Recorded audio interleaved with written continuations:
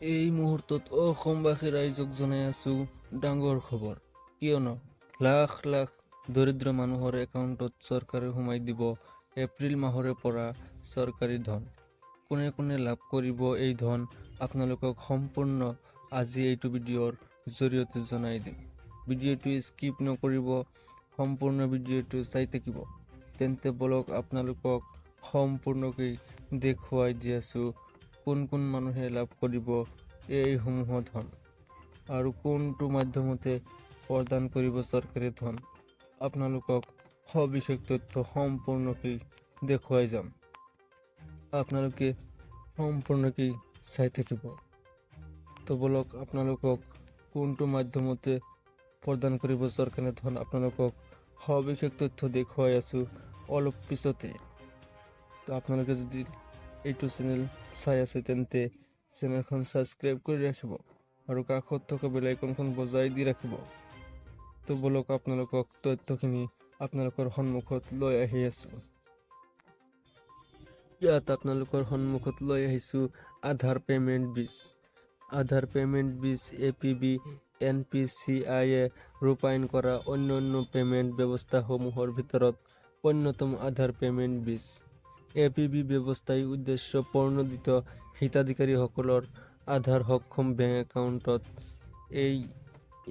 AIBA চৰকাৰী সুবিধা আৰু ৰাজসাহায্যসমূহ ইলেক্ট্ৰনিকভাৱে চেনেল কৰাৰ বাবে আধাৰ নম্বৰক কেন্দ্ৰীয় চাবি হিচাপে ব্যৱহাৰ কৰে। NPCI ধন হস্তান্তৰত সুবিধাৰ বাবে আধাৰ মেপাৰ সৃষ্টি কৰে। এই মেপাৰটোৱেই হৈছে আধাৰ পেমেণ্ট দলগং APB মেৰুদণ্ড, য'ত আধাৰ নম্বৰৰ সৈতে চিট কৰা বেংকসমূহৰ সৈতে জড়িত তথ্যসমূহ মেপাৰত ৰখা হয়, যাৰ ভিত্তিত NPCI গন্তব্য বেংকলৈ পেমেণ্ট আৰু DBT হিতাধিকাৰীক প্ৰদান কৰা ক্ৰেডিট ৰুট কৰে। তলৰ পিনে আপোনালোকক পঢ়ি শুনাই আছো DBT পেমেণ্টৰ দ্বাৰা বহুলাংশে পৰিচালিত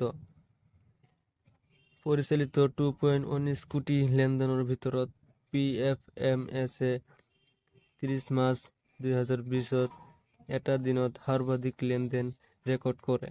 ডিজিটেল পেমেণ্ট প্ৰযুক্তি বাহন কেন্দ্ৰীয় আঁচনি CS অধীনত ৰাজহুৱা বিত্তীয় ব্যৱস্থাপনা ব্যৱস্থা PFMS আৰু কেন্দ্ৰীয় পৃষ্ঠপোষক আঁচনি CSR ব্যৱহাৰ কৰি নগদ ধনৰ পৰিমাণ হস্তান্তৰ কৰা হৈছিল।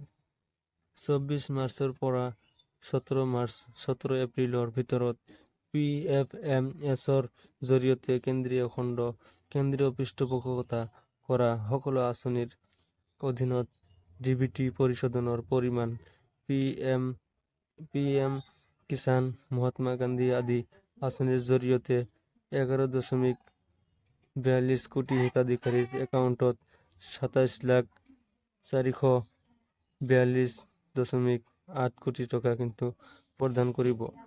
আপোনালোকক কোন কোন আঁচনিৰ টকা প্ৰদান কৰিব আঁচনিসমূহ আপোনালোকৰ সন্মুখত লৈ আহি আছো, আপোনালোকে সম্পূৰ্ণ ভিডিঅ'টো চাই থাকিব।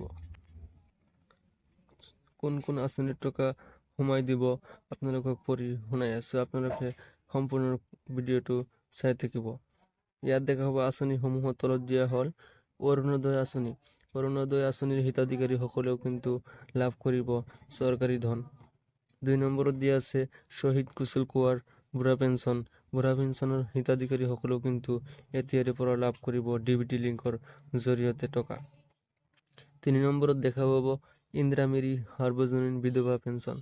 বিধৱা পেঞ্চনৰ হিতাধিকাৰীসকলেও এতিয়াৰে পৰা লাভ কৰিব লাখ লাখ টকা ধন। 4 নম্বৰত দেখা পাব দীনদয়াল বিদ্যাংগজন আঁচনি। এই আঁচনিৰ হিতাধিকাৰীসকলেও এতিয়াৰে পৰা লাভ কৰিব DBT লিংকৰ জৰিয়তে কিন্তু টকা। 4 নম্বৰ কৈ দিলো। 5 নম্বৰত দিয়া আছে ৰাষ্ট্ৰীয় বিদ্যাংগ বিধৱা আৰু বৃদ্ধ পেঞ্চন আঁচনিৰ টকা। ইয়াৰ হিতাধিকাৰীসকলেও কিন্তু এতিয়াৰে পৰা লাভ কৰিব চৰকাৰী ধন। তো আজিৰ ভিডিঅ'ত এইখিনি সৰু এটা ইনফৰমেশ্যন দিবলগীয়া আছিলে। ভিডিঅ'টো ভাল লাগিলে লাইক শ্বেয়াৰ কমেণ্ট কৰি দিব আৰু মোৰ চেনেলত নতুন হ'লে এনেকুৱা ধৰণৰ নতুন নতুন আপডেট সকলোতকৈ আগত পাবলৈ মোৰ চেনেলখন ছাবস্ক্ৰাইব কৰি ৰাখিব। তো এইখিনি ভিডিঅ' ৱাচ কৰাৰ কাৰণে থেংক ইউ, ধন্যবাদ।